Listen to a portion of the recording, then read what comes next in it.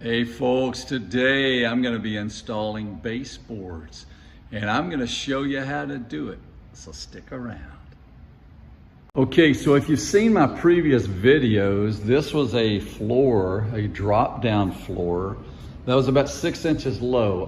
I leveled that floor up on a separate video, and then I showed another video of how to install wood floors. So now that I've installed the wood floors, I've got to get the baseboards in. These are the baseboards that I had pulled in order to do all this stuff.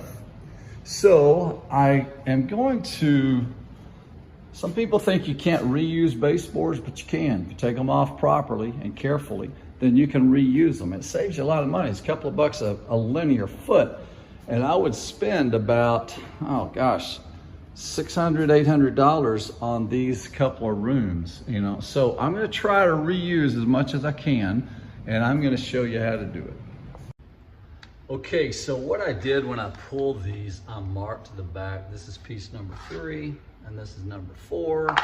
So if you're reusing baseboards, that's how you'd want to put them in. That way you don't have to cut new ones, you don't have to buy new ones. So I'm gonna use this. I'm gonna show you something too. My dog, I think you probably saw him just a little while ago, is a puppy. And this thing is chewing up this, but I can guarantee you that I'm gonna be able to make this look great by the time it's all said and done. I can fill that in with caulk, and I'm gonna repaint these. So it'll look brand new when I'm finished. Okay, so in this case, you don't need a miter saw if you're reusing. If you're using a miter saw, then I'm gonna show you a few cuts here in a little bit on this video, because I'll need a couple of extra pieces and then I'll show you. But in this case, once they're cut, you're gonna put them in place, and you've gotta have a nail gun. And what I do, I put 2 or 3 of these together before I nail it. Really just 2, but I'm gonna go ahead and do 3. It's gonna be like that. And again, these were already cut, so they're gonna fit together. And then minimize your number of nails that you put in, because remembering that every nail that you have, every hole that you create, you've got to caulk. And I just thought of something else that I did not do, so I'm going to stop this and then I'll show you. Now we're ready. So what I did was I put some paper all the way against this to the wall, and I taped it down, but the tape is on this side. And the reason for this is when I go to paint this baseboard, I'm going to paint the baseboard, and then I'm going to pull this paper, and that eliminates me having to, once the baseboards are on, if the baseboards are on, you don't have this paper down, then you're gonna have to run tape. And it's really easy to get paint that bleeds under the tape, and it just doesn't look finished. So I do this first, and that way I know that I can come in, slap the paint on there, and then pull the paper, and I'll show you how to do that as well. All right, so now that we're ready for this, we're gonna put 3 pieces in here together. And like I said earlier, keep in mind that every piece or every nail hole that you create, you've got to caulk it. So you want to minimize. And also keep this in mind. When they build a house, you've got a 2x4 right down here at the bottom that's laying flat. So you got about 1.5 inches that you can hit wood through this. So that's what we're going to go for. So let's check it out and see. And I'm going to use probably 2, what I think, two nails. Yep, see that's solid, so that's into the 2x4. All right, and then I don't have to do more up here, because again, that's two nail holes. It's just a little bit that I have to caulk. And here I'm just going to do 1. Okay. And then this floor is crowned just a hair, so it creates about 1/4 of an inch. So go ahead and push this down. Let's do this. Push it all the way in.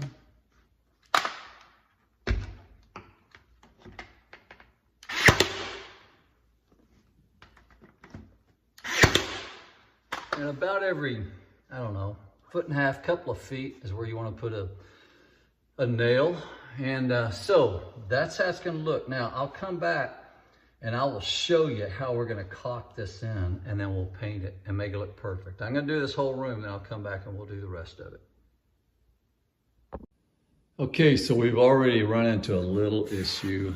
This is where I started, and so we've got this all the way across. Now, the next piece, which to me is piece number 7 and 8, they would go all the way across here. This is 30 feet. Problem is, I'm trying to reuse what I have, and right here was the drop down room. And it would drop down about 6 inches, and then the remaining baseboard went below this current floor. So I'm gonna have to change it up a little bit, and I'm gonna have to put a couple of cut pieces in here. So what I'm gonna do is, from this corner, I'm gonna have a cut piece at about 11 feet, because this piece of furniture, we're gonna be strategic about this. This piece of furniture is gonna cover where these 2 baseboards meet. Now, ideally, we want to be perfect about it, but in the case that we do have to have a cut piece that joins, we're going to try and be strategic where we put it. I'll show you how to cut it and install it. Okay, so we're going to cut this piece at about 11 feet. Doesn't even have to be exact. I just know it needs to be behind that credenza that we have. So, and what I like to do, instead of where these things join, I don't like it to be a 90-degree cut. I'd rather it be a 45-degree cut. So I put my saw, this is gonna be 45-degree cut right there, and we're gonna cut it.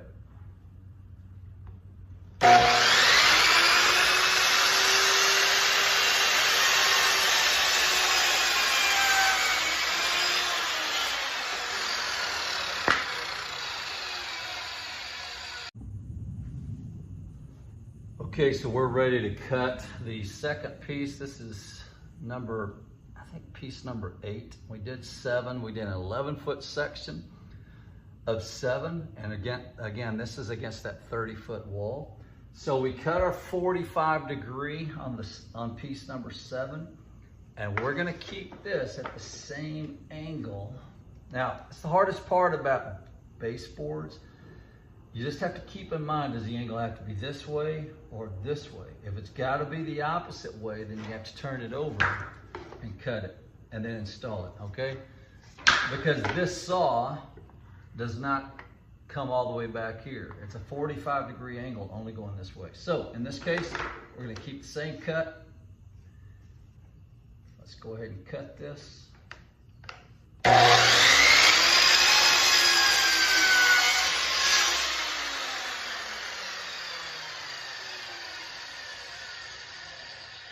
Okay, so now we're going to install piece number 8 that we just cut.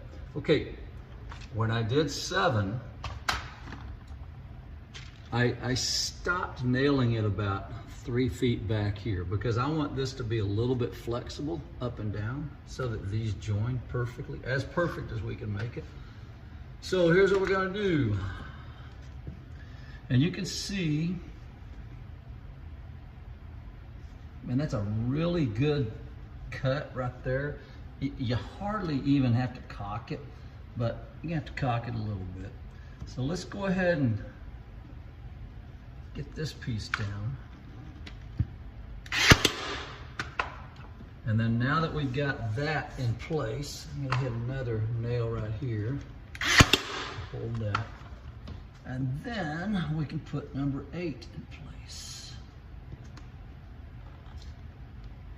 Works really good, just like that.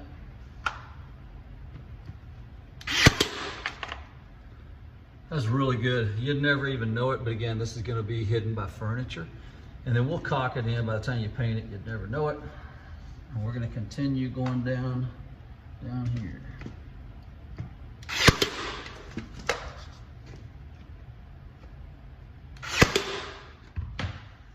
And that's it, and I'll keep going all the way down. Okay, so we put in number 8 now. We're gonna have to cut a piece. And I wanna show you how to measure this. This is where I was talking about cutting the corner, or the angles either this way or that way. So we're gonna measure. We know it's gonna be a 45-degree angle in this corner.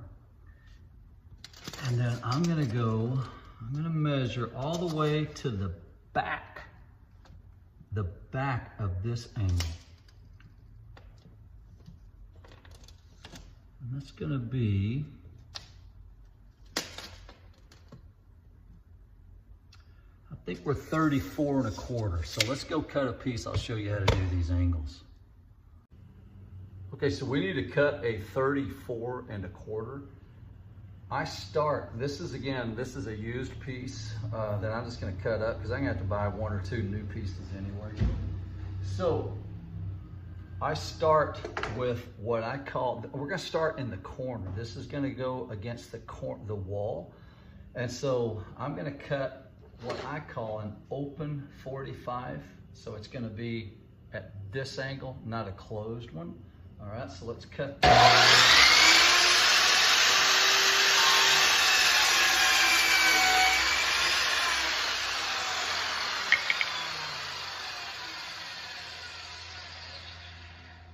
And then on the other side, I've got to turn this over, or the other corner that I'm going to cut, I've got to turn it over.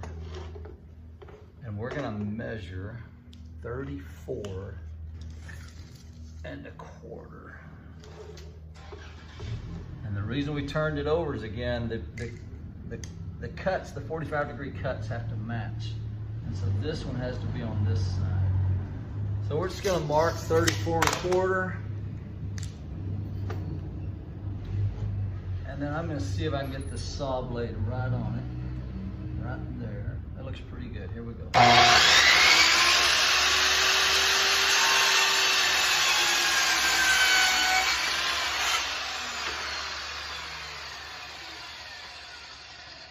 So I've got this corner an open 45 for the wall that meets in the corner of the wall, and then I've got this one that is going to fit on unit number, or baseboard number 8. Now let's install this. So this open 45 is going to be in this corner, and then we're going to make this one match to number 8. And that looks pretty darn good again. It's right there, that's perfect.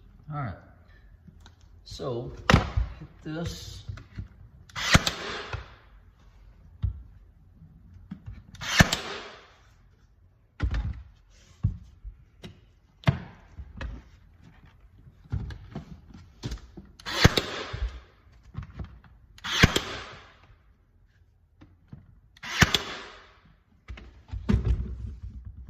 All right, that's really good.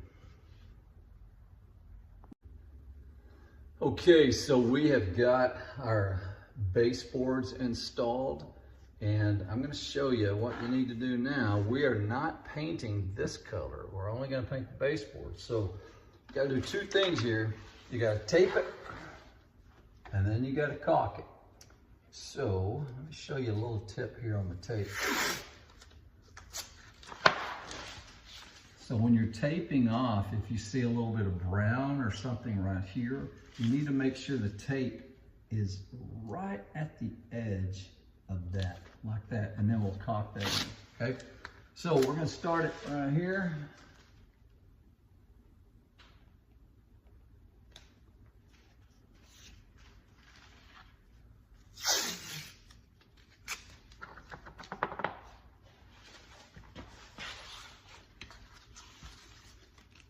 We're just going just above gotten that little, I've got a little bit of brown from the previous color on the wall.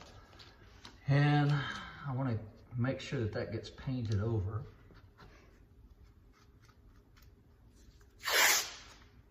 I would normally, I'm just showing you a little piece, but normally I just run this all the way down without tearing it.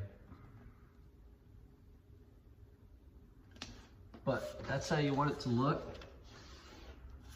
All right, and now we're gonna take our caulk, have a few paper towels ready, and the caulk is not very much, you're just cutting a little corner off here.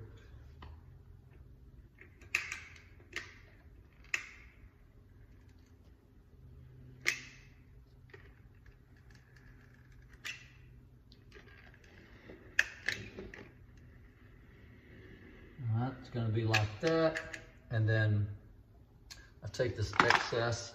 Remember when I told you all these nail holes, you got to patch them? Well, that's what you got to do now. So you want to minimize how many nails you use.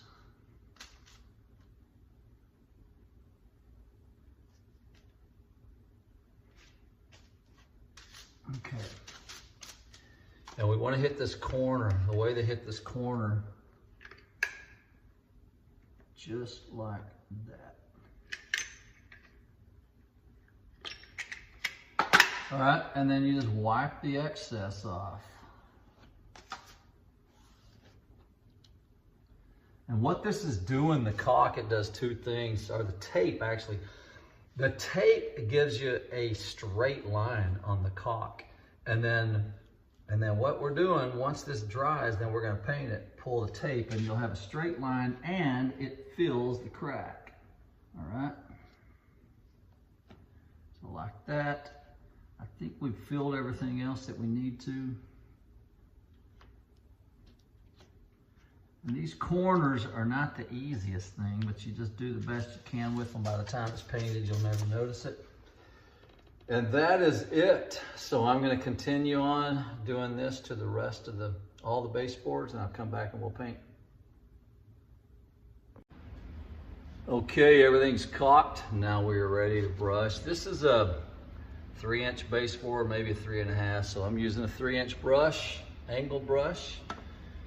And you're going to slop it on. You don't have to finesse it because you've got a border both top and bottom. And we're going to slop it on.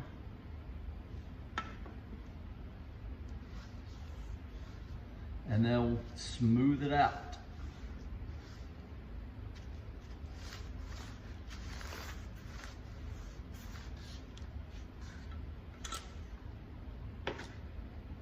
So I'm just going to do a little section here, and then we'll pull this tape and paper and show you the finished product on this little 5-foot section that we're doing. And then continue it on and do the rest of the baseboards.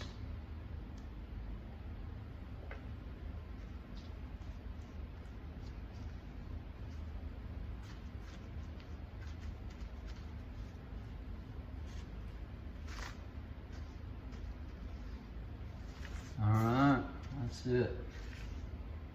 So from here, what I suggest is doing about maybe a 10-foot section and then pulling this paper, because you don't want this to start drying. So we're going to pull this first.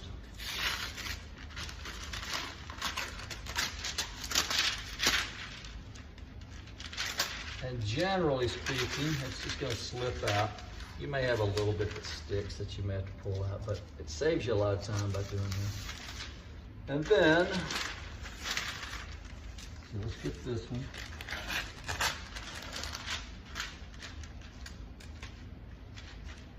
And it just slips out. Okay, and then we're going to pull this tape, and I'll show you the finished product on this little 5 or 6 foot section. And that's it. All right, remember when I said that anything that's brown, you want to make sure the tape is above it. That's an example of why I can see a little bit of brown right there. So I did a bad job of taping that. So I've just got to go back in and touch that up. But you want to make sure that that tape covers up the brown. But that's it. We'll come back and we'll show you the finished product of everything here in a second. All right, we are done with these baseboards, and they are in and they look great. And keep in mind that this was these were the baseboards that were on these walls, and I pulled them and just cleaned them up and installed them and painted them. And you can do that. It saves you a lot of money. I mean, it'll save you like in this room it probably saved $400, I would imagine, you know, so you can reuse them. If not, then just use new ones if you have to. All right, folks, and that is it on the baseboards. You can do it. Give it a shot. If you follow these tips, you can do it yourself. And I'm finally finished with this big project. The big project was to, if you go back and see the 3 videos I did, it was to pull this room up. This was a drop-down room, and I leveled this up so it's the same level as the flooring that comes into the house. And then once I did that, then I put this flooring in, and I had to pull old flooring in this room. And then, so I put the flooring in, and then I finished that up with the baseboards. So go back and take a look at it. If you can, if I can help you with it, then give me a call. I'll see you.